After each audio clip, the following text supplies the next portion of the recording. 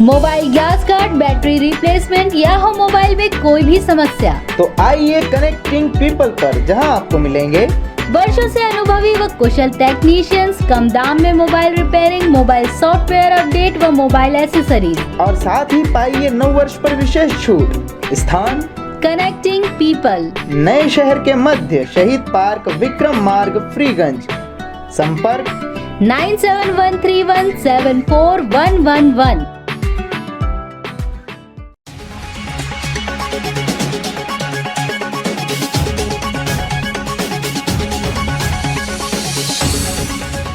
नमस्कार, उज्जैन टीवी की ओर से मैं खुशबू परमार आप सभी दर्शकों का स्वागत करती हूं। आइए नजर डालते हैं शहर की प्रमुख खबरों की ओर।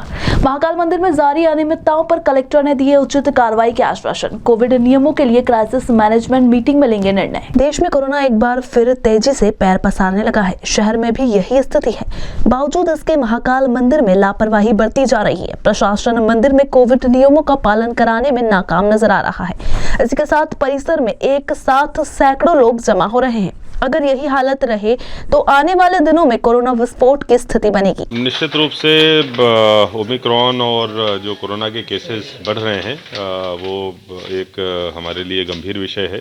हालांकि जो शासन की तरफ से निर्णय हुआ है वो केवल और केवल नाइट कर्फ्यू को लेकर हुआ है। बाकी अभी कोई इस प्रकार की चीज़ें हम लोगों के द्वारा इम्प्लीमेंट करने के निर्देश नहीं दिए गए हैं। लेकिन फिर भी अभी आगामी 2-3 दिनों में हम लोग जिला क्राइसिस मैनेजमेंट कमेटी की एक बैठक करेंगे, जिसमें कि हमारी जो मेडिकल से संबंधित तैयारियां हैं उनके संबंध में भी चर्चा होगी, और प्लस अगर आवश्यक हुआ तो मंदिर के विषय में भी चर्चा करके हम लोग इस पर निर्णय लेंगे।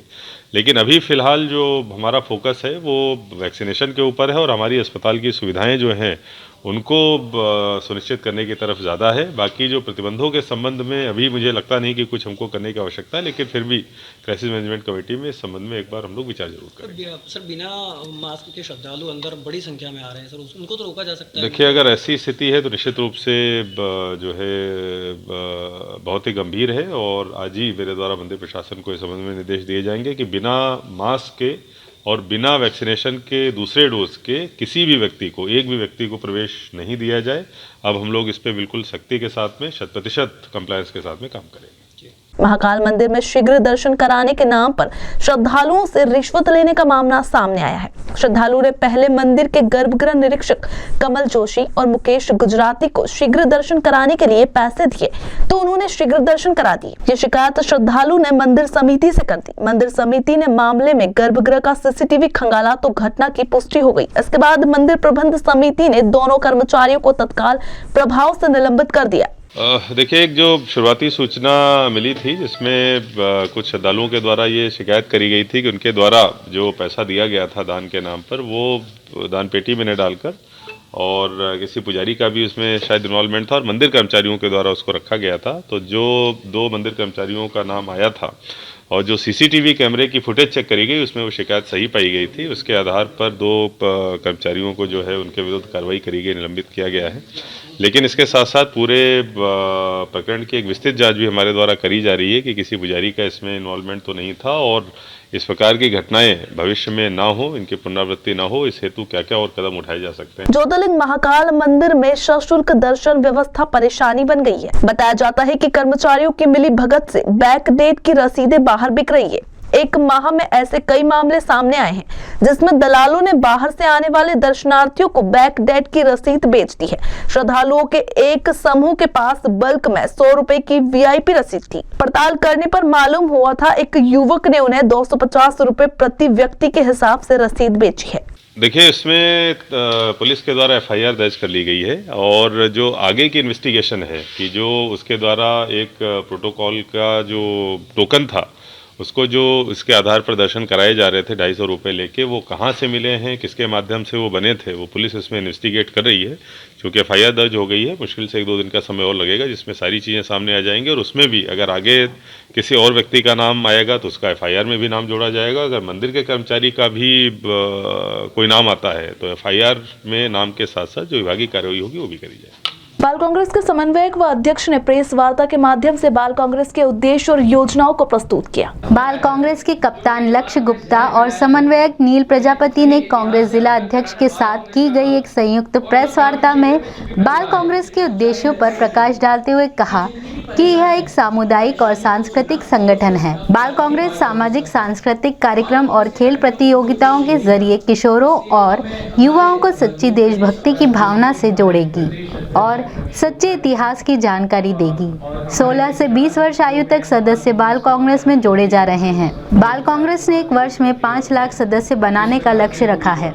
उज्जैन में अब तक 800 नवीन सदस्य बनाए गए हैं। इस बारे में जानकारी देते हुए लक्ष्य गुप्ता एवं समन्वयक नील प्रजापति ने बताया, पूरे प्रदेश में 15,000 से लेकर 20,000 बाल कार्यकर्ता ऑन रिकॉर्ड हमसे जुड़ चुके हैं। बाल कांग्रेस का मुख्य उद्देश्य, जैसा कि मैंने बताया है, जो आज युवाओं के दिमाग में भ्रम भरा जा रहा है, जो उन्हें गलत इतिहास बताया जा रहा है, उन्हें सही इतिहास से अवगत कराना बाल कांग्रेस का काम है। जितनी भी ग्रामीण क्षेत्र में छुपी प्रतिभा है, जिन्हें आगे आने के लिए एक मंच नहीं मिल पाता, वो मंच बाल कांग्रेस उन्हें प्रदान करेगी। अब 16, 17, 18 साल के जितने भी जो युवा है, किशोर वर्ग के जो युवा हैं हमारे साथी, उनको पॉलिटिक्स से नहीं जोड़ रहे हैं। हम उन्हें क्या करेंगे, स्पोर्ट्स में कोई अच्छा है वहां से हम किसी को चूज करेंगे, एक्टिविटीज कराएंगे, जैसे कबड्डी का मैच कराया, वहां पे हमने इनाम रखा, उन्हें सम्मानित किया। एक जो मंच उनको मिलना चाहिए, वो मंच हम उन्हें बाल कांग्रेस के माध्यम से देंगे। देखिए, हमारे यहाँ पे टैलेंट की कमी नहीं है मध्य प्रदेश में। आप हर क्षेत्र, हर गली में देखेंगे तो कोई ना कोई टैलेंट मिलेगा, लेकिन उसको एक सही प्लेटफॉर्म नहीं मिल पा रहा है, और ये बाल कांग्रेस उसे सही प्लेटफॉर्म देगी। 4 दिनों से जिस लापता व्यक्ति को पुलिस और परिजन ढूंढ रहे थे, उसका शव गांव की जमीन में गड़ा हुआ मिला। शक न हो इसलिए साथ में बकरा भी गाड़ दिया। पुलिस के अनुसार ग्राम रूपाखेड़ी में रमेश पुत्र प्रेम सिंह को शंका थी कि उनकी बकरी के बच्चे को राजा राम पुत्र कालू सिंह मोंगिया उम्र 55 वर्ष ने चुरा लिया था। इस पर रमेश और उसके साड़ू सरदार सिंह ने मिलकर उसकी पीट कर हत्या कर दी। इसके बाद दोनों ने राजा राम के शव को बकरी के बच्चे के साथ ही घर के समीप जेसीबी से गड्ढा खुदवा कर गाड़ दिया। मृतक राजा राम की पत्नी गंगाबाई ने माकड़ोन थाने पहुंचकर उसकी गुमशुदगी की रिपोर्ट दर्ज कराई। इस संबंध में थाना प्रभारी अशोक शर्मा ने बताया, दिनांक 24 तारीख को एक महिला गंगाबाई पति राजाराम ने आकर सूचना दी थी कि उसका पति 21 तारीख से घर से गया है, उसके बाद अभी तक नहीं पहुंचा है। तो उसकी गुमशुदगी 32/21 दर्ज करके जांच की जा रही थी। इसी दौरान सूचना मिली कि ये अंतिम बार रमेश मोगिया निवासी रूपाखेड़ी के खेत पर देखा गया था। तो रमेश मोगिया और उसके नौकर को बुलाकर जब पूछताछ की गई तो रमेश तो गुमराह करता रहा, पर उसका जो नौकर है अंतर सिंह, वो टूट गया और उसने बताया कि जो 21 तारीख की रात को जो है बकरा चोरी करने के लिए गुमशुदा राजाराम आया था, उसी दौरान इनकी मारपीट हुई आपस में और उसके ज़्यादा चोट लगी थी, तो उसकी मृत्यु हो गई। जब उसकी मृत्यु हो गई, वो हिला डुला नहीं, तो इन्होंने पास में ही एक पहले से एक नाला बहरा था, उस नाले के गड्ढे में उसका शव को दफना दिया उसको, और ऊपर से मिट्टी डाल के और उसके पत्थर डाल दिए। और इसी के खेत पर पहले से जेसीबी का काम चल रहा था। दूसरे दिन जब सुबह जेसीबी आई तो जेसीबी से उसकी ऊपर की जो मिट्टी थी वो और डलवा के उसको और ऊंचा कर दिया और समतल कर दिया। तो इस तरह से ये हत्या का प्रकरण पंजीबद्ध किया गया है। इंदौर से चुराई बुलेट बाइक सहित युवक गंभीर नदी में गिर गया। ग्रामीणों ने कहा गिरते देखा, पुलिस ने कहा फेंक गया होगा। उन्हेल उज्जैन रोड पर रूपाखेड़ी के पास गंभीर नदी में बुलेट के साथ युवक के डूबने की सूचना पुलिस को मिली। ग्रामीणों की सूचना पर उन्हेल व भैरवगढ़ पुलिस मौके पर पहुंची। बुलेट को पानी से निकाला गया, साथ ही युवक को भी नदी में सर्च किया गया, लेकिन सुराग नहीं मिला। संभव है कि युवक भाग गया हो। पुलिस ने बुलेट के रजिस्ट्रेशन व इंजन चेचिस नंबर से पता किया कि बाइक 2019 में इंदौर के भंवर कुआं क्षेत्र से चुराई गई है। नागदा में भतीजे का जन्मदिन मनाकर लौट रहे युवक पर हुआ हमला, अज्ञात है हमलावर और कारण। नागदा में अपने भतीजे का जन्मदिन मनाकर लौट रहे युवक पर अज्ञात कारण के चलते कुछ लोगों ने हमला कर दिया, जिससे युवक सुनील के गले और पैरों में चोट आई है। घायल अवस्था में युवक इतना बेसुध है कि उसे समझ में ही नहीं आ रहा कि उस पर किसने और क्यों हमला किया। इस बाबत घायल सुनील ने बताया, क्या मालूम, जबरदस्ती अय्या करता। कहाँ लगी आप? यहाँ पाँव में लगी है, पूरा गला से ये लगा, पूरा गले में भी।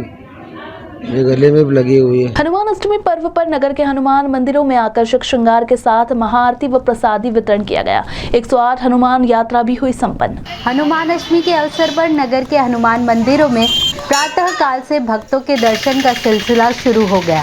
प्रतिमाओं का आकर्षक श्रृंगार कर अन्य धार्मिक अनुष्ठान संपन्न किए गए। नगर के कई स्थानों से 108 हनुमान दर्शन यात्रा भी निकाली गई।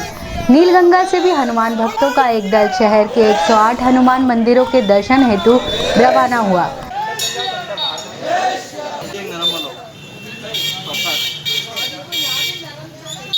इस संबंध में भक्त योगेश मीणा ने बताया, यह यात्रा हनुमान अष्टमी के दिन या नीलगंगा हनुमान मंदिर से हम शुरुआत करते हैं और वह हमारे नीलगंगा के तीर्थपति हनुमान जी महाराज हैं और उनके संगीत में हम 108 हनुमान जी की यात्रा पूरे उज्जैन शहर में करते हैं। कितने समय से ये यात्रा करते हैं? ये हमारे 30वां वर्ष है। तो ये थे उज्जैन शहर के प्रमुख समाचार। ताज़ा खबरों के साथ बने रहने के लिए देखते रहिए उज्जैन टीवी। हमारे यूट्यूब चैनल को लाइक सब्सक्राइब करना ना भूलें। नमस्कार।